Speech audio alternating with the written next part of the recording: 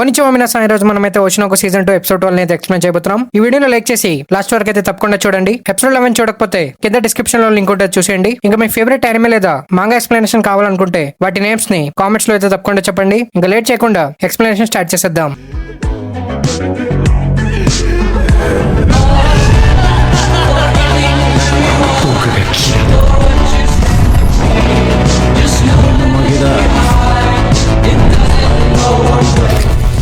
Episode starting లో మనం ruby ఇంకా అమమియా మెమరీస్ ని చూస్తాం. అమమియా రూబీతో ఆడుకుంటూ ఉంటాడు. సీన్ కట్ అయ్యి మనం రూబీ ఇంకా మిగతా వాళ్ళని చూస్తాం. బీకోమచ్చి సాంగ్ రెడీ అయిపోతుంది. రూబీ ఇంకా మేంచో చాలా ఎక్సైటెడ్ గా ఉంటారు. కానా వీళ్ళిద్దరితో మీ ఇద్దరి వాయిస్ తో మీరు ఈ సాంగ్ ని పాడు చేసేస్తారని కానా చెప్తుంది. ఇది విని మేంచో తనతో ఎడిటింగ్ సాఫ్ట్వేర్ ద్వారా వాయిస్ ని క్లియర్ చేయొచ్చని మేంచో చెప్తుంది. ఆ తర్వాత మేంచో తాకచిహోలో ఉన్న తన ఫ్రెండ్ తో వాళ్ళ సాంగ్ కంప్లీట్ అయిందని చెప్తుంది. ఇది విని తన ఫ్రెండ్ మేంచోతో ఒక సాంగ్ బదులు 2 సాంగ్స్ ఒకేసారి షూట్ చేద్దామని ఆఫర్ చేస్తుంది. ఇది విని మేంచో అది షెడ్యూల్ ప్రకారం ఇంపాసిబుల్ కదా అని చెప్తుంది. కానీ తన ఫ్రెండ్ తనతో తన స్టోరీ బోర్డ్స్ మేనేజ్ చేసుకుంటుందని ఇంకా షూట్ చేయడానికి తన దగ్గర చాలా ఐడియాస్ ఉన్నాయని చెప్తుంది. ఇంకా మేంచో తన మీద నమ్మకం పెట్టి ఇలాంటి క్రియేటివ్ ఫ్రెండ్స్ ఉన్నందుకు నాకు చాలా సంతోషంగా ఉందని మేంచో చెప్తుంది. సీన్ షిఫ్ట్ అయ్యి మనం కానాని ఎయిర్పోర్ట్ లో చూస్తాం. తను ఈ ట్రిప్ కోసం చాలా ఎక్సైటెడ్ గా ఉంటుంది. కానీ అప్పుడే తన ఒకానని చూసి తన మూడ్ ఆఫ్ అయిపోతుంది. ఒక అవుట్ సైడర్ ఈ ట్రిప్ కి ఎందుకు వస్తుందని కానా అడుగుతుంది. ఇది విని ఆక్వా ఇది ఒక రిలాక్సేషన్ ట్రిప్ అని నువ్వు అన్నావు కాబట్టి నేను తను ఇన్వైట్ చేశానని ఆక్వా చెప్తాడు. ఇంకా రూబీ ఫస్ట్ టైం అకాని చూసింది కాబట్టి రూబీ చాలా హ్యాపీ అవుతుంది. తను అకాని షోస్ గురించి మాట్లాడుతూ ఇంకా అకాని చాలా క్యూట్ ఇంకా బ్యూటిఫుల్ గా ఉందని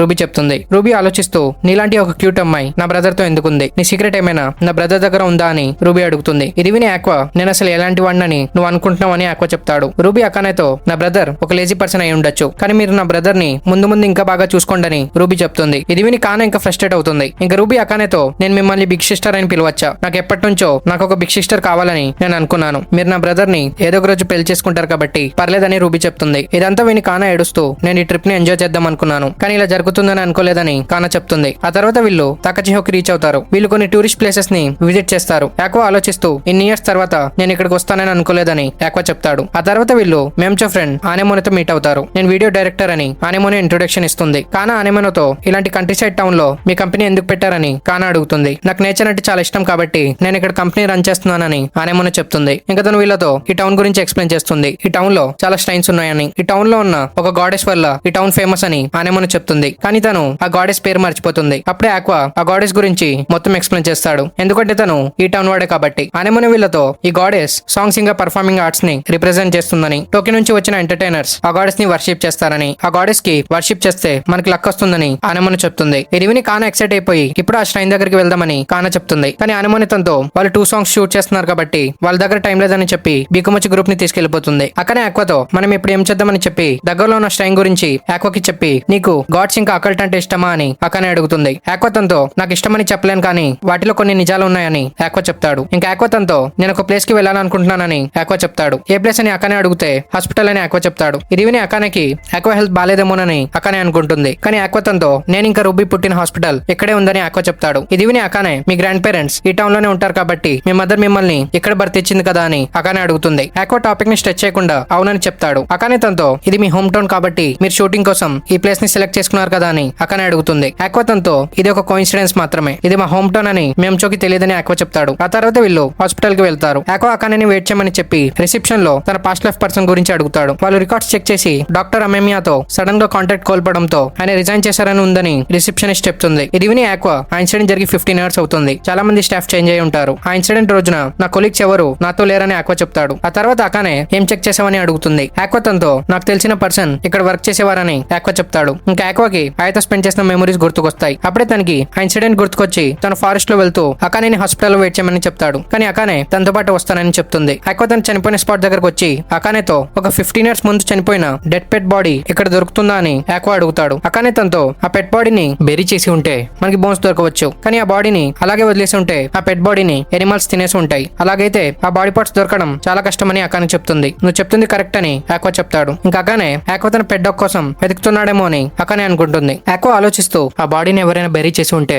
దాన్ని వెతకడంలో ఏ ప్రయోజనం లేదు, అయినా ఒక డెడ్ పర్సన్ గ్రేవ్ ని తవ్వడంతో నాకు ఏం దొరకదని ఆక్వా చెప్తాడు. ఇంకా ఆక్వా అకానేతో వేరే ప్లేస్ కి వెళ్దామని చెప్తాడు. అకానేని రాండమ్ ప్లేసెస్ కి తీసుకెళ్తున్నందుకు ఆక్వా సారీ చెప్తాడు. అకానే తనతో నేను నీతో పాటు వస్తానని చెప్పానని అకానే చెప్తుంది. ఇంకా వీళ్ళు ఆక్వా ఓల్డ్ హౌస్ అంటే అమ్మమ్మ ఇంటికి వెళ్తారు. ఇప్పుడు ఆ ఇంట్లో ఎవరు ఉండరు. అకానే ఇంటి పేరు చూసి ఇది ఎవరి ఇల్లు అని అడుగుతుంది. ఆక్వా తనతో ఇది నాకు తెలిసిన వారి ఇల్లు, కానీ ఇంట్లో ఉండేవారు అందరూ ఎప్పుడో చనిపోయారు, అందుకే ఇక్కడ ఎవరు ఉండారని ఆక్వా చెప్తాడు. ఇది విని విని అకానే నువ్వు ఇంత దూరం ఆ పర్సన్ కోసం వచ్చావంటే ఆ పర్సన్ చాలా ఇంపార్టెంట్ అనుకుంటా. ఆ పర్సన్ ఎలాంటి వారని అకానే అడుగుతుంది. ఇంకా మనకి ఆక్వా పాస్ట్ లైఫ్ అంటే అమ్మమియా పాస్ట్ లైఫ్ గురించి తెలుస్తుంది. తన పేరు అమ్మమియా గోరో అని చెప్పి ఆక్వా స్టార్ట్ చేస్తాడు. గైస్ మీరు ఆక్వా ఇంకా అమ్మమియా మధ్యలో కన్ఫ్యూజ్ అవుతారని నేను అమ్మమియా అని చెప్తాను, మీరు అర్థం చేసుకోండి. ప్రెసెంట్ లైఫ్ లో ఆక్వాకి మదర్ లేనట్టే అమ్మమియాకి పుట్టినప్పటి నుండే మదర్ లేదు. తన మదర్ ప్రెగ్నెంట్ అని తన పేరెంట్స్ తో చెప్పలేదు. అందుకే అమ్మమియాకి బర్త్ ఇస్తున్నప్పుడు తనకి చాలా బ్లడ్ లాస్ అయిపోతుంది. అంబులెన్స్ వచ్చేలోపే తన మదర్ చనిపోయింది. ఆక్వా లాగే అమ్మమియాకి తన ఫాదర్ ఎవరో తెలియదు. అందుకే తను తన గ్రాండ్ పేరెంట్స్ దగ్గర పెరిగాడు. అమ్మమియా ఇంకా తన గ్రాండ్ మదర్ రిలేషన్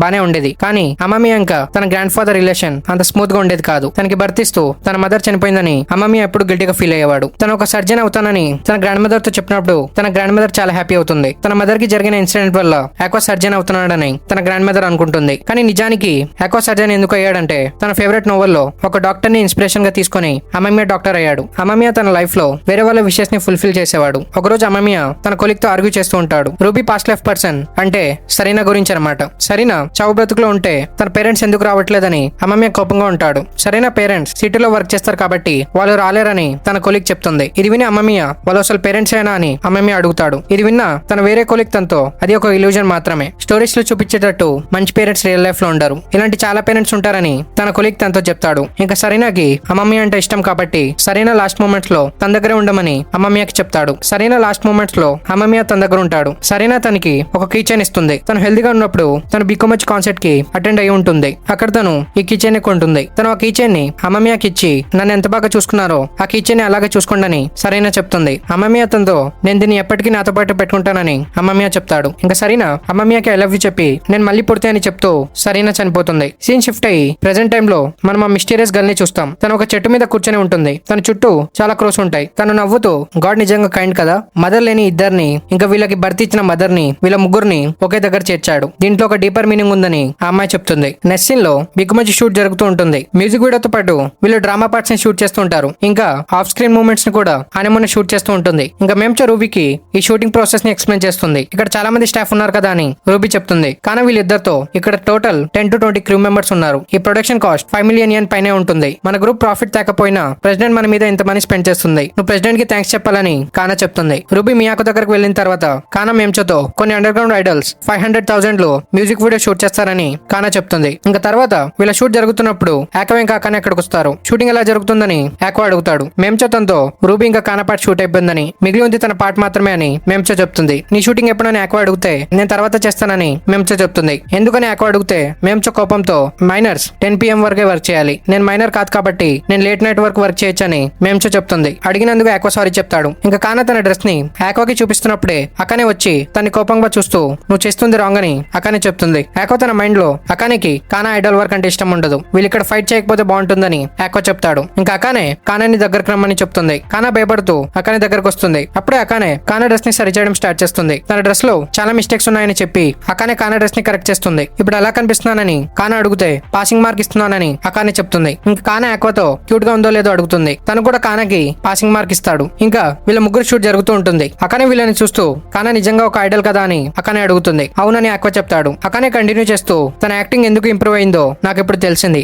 ఆడియన్స్ తన్ని చూస్తున్నప్పుడు తన్నే చూడండి అంటూ తన ఫేస్ ఎక్స్ప్రెషన్ లో కనిపిస్తాయి. ఎవరైనా అరుస్తుంటే మేము వాళ్ళని ఎలాగనే చూస్తామని అకానే చెప్తుంది. తను ఆక్వాతో నాకు ఐడల్స్ వర్క్ గురించి అంతగా తెలియదు, కానీ కానా ఐడల్ గా సక్సెస్ అవుతుందా అని అకానే అడుగుతుంది. అవుతుందని ఆక్వా చెప్తాడు. ఇది విని అకానే తనతో అలాగైతే నువ్వు తనతో డేట్స్ కి వెళ్ళలేవని అకానే చెప్తుంది. దీని గురించి అకానేకి ఎలా తెలిసిందో అని ఆక్వా షాక్ అవుతాడు. అకానే తనతో నువ్వు తన రెస్టారెంట్ కి తీసుకెళ్లావని అకానే మాట్లాడుతున్నప్పుడు విన్నాను. ఇప్పుడు తను ఫేమస్ కాదు కాబట్టి ఏం పర్లేదు, కానీ తను ఫేమస్ అయిన తర్వాత తన పబ్లిక్ అటెన్షన్ ని గ్రాప్ చేస్తుంది. నువ్వు తనతో డిన్నర్ కి వెళ్ళాలంటే నువ్వు ఒక ప్రైవేట్ రూమ్ ని బుక్ చేసుకోవాల్సి వస్తుంది. ఈ విషయం లీక్ అవుతే తన కెరియర్ మీద ఎఫెక్ట్ పడుతుందని అకానే చెప్తుంది. ఇది విని ఆక్వా నువ్వు చెప్పింది నిజమే, నేను జాగ్రత్తగా ఉండాల్సిందని ఆక్వా చెప్తాడు. ఇంకా ఆక్వా ఆలోచిస్తూ అకానే చెప్పింది నిజమే, కానా ఒక ఐడల్, తన లైఫ్ లో ఒక పర్సన్ ఉన్నాడని తెలిస్తే తను ట్రబుల్ లో పడుతుంది. మా ఇద్దరి ఫోటోస్ మ్యాగజైన్స్ లో రావచ్చు, లేదా మా గురించి మా దగ్గరలో ఉన్న వారు ఎవరైనా మీడియాకి లీక్ చేయొచ్చు. ఇంకా కానా సిచ్యువేషన్ కూడా సేమ్ ఐలాగా అయిపోతుందేమోనని ఆక్వా భయపడతాడు. తర్వాత వీళ్ళ షూటింగ్ కంప్లీట్ అవుతుంది. మైనర్స్ హోటల్ కి వెళ్ళిపోండని ఆనేమని చెప్తుంది. ఇంకా రూబీ అకానేతో రూమ్ షేర్ చేసుకుంటున్నా అని చెప్పి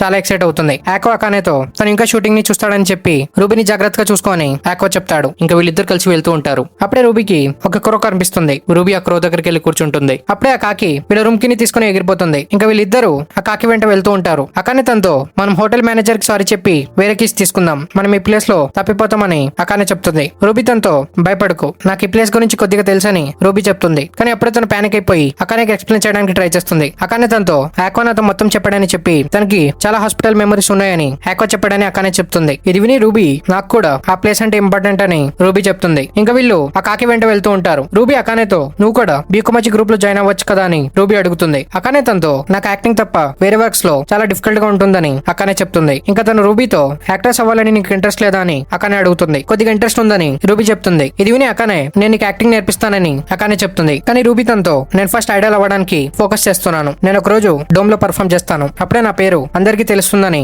రూబీ చెప్తుంది. ఇక రూబీ తన ఇమాజినేషన్ లో ఫేమస్ ఐడల్ అయిపోతుంది. తను చూడడానికి తన సెన్సే అమ్మమియా రావడం రూబీ ఇమాజిన్ చేసుకుంటుంది. ఇంకా తను అకానేతో రిలేషన్షిప్ లో ఎంత ఏజ్ గ్యాప్ ఉండొచ్చని రూబీ అడుగుతుంది. అకానే షాక్ అయ్యి 10 years అయితే పర్లేదని అకానే చెప్తుంది. ఇది విని రూబీ చాలా హ్యాపీ అవుతుంది. మేము సడన్ గా లవ్ ఇంట్రెస్ట్ గురించి ఎందుకు మాట్లాడుతున్నామని అకానే చెప్తుంది. ఇంకా వీళ్ళు వెళ్తూ రూబీ క్రష్ ఎలాంటి పర్సన్ అని అకానే అడుగుతుంది. రూబీ తనతో తను చాలా కైండ్ పర్సన్ అని, తను ఒంటరిగా ఉన్నప్పుడు తన పక్కన ఉండి తను ఎంకరేజ్ చేసేవాడని, తన సెన్సే వల్ల తను బ్రతకడానికి హోప్ ఉందని రూబీ చెప్తుంది. ఇదంతా విని అకానే రూబీ సిచ్యువేషన్ ని అర్థం చేసుకుంటుంది. నువ్వు లవ్ చేసే పర్సన్ నీ దగ్గర ఉండడం చాలా మంచి విషయం అని అకానే చెప్తుంది. కానీ మెయిన్ ప్రాబ్లం ఏంటంటే ఆ పర్సన్ ఎక్కడున్నాడో రూబీకే తెలియదు. అందుకే తను రూబీకి హెల్ప్ చేస్తానని చెప్తుంది. ఇంకా రూబీ ఫుల్ ఎక్సైట్ అయిపోయి తన ఇమాజినేషన్ లో తన అమ్మమ్మతో కలిసినప్పుడు తన్ని మ్యారేజ్ కోసం ప్రపోజ్ చేయడం గురించి రూబీ ఇమాజిన్ చేసుకుంటుంది. అప్పుడే వీళ్ళు కాకిని చూస్తారు. అక్కడున్న ఒక చిన్న ష్రైన్ వెనకల ఆ కాకి వెళ్ళిపోతుంది. ఆ ష్రైన్ వెనక ఒక కేవ్ ఉంటుంది. ఇంకా వీళ్ళిద్దరూ ఆ కేవ్ లోపలికి వెళ్తారు. ఇంక వీళ్ళు లోపలికి వెళ్తున్నప్పుడు అకానే సడన్ గా ఆగిపోయి వెనక్కి వెళ్ళిపోదామని అకానే చెప్తుంది. ఎందుకంటే అక్కడ అమ్మమ్మ బాడీ ఉంటుంది. అకానే స్కెల్టన్ మీద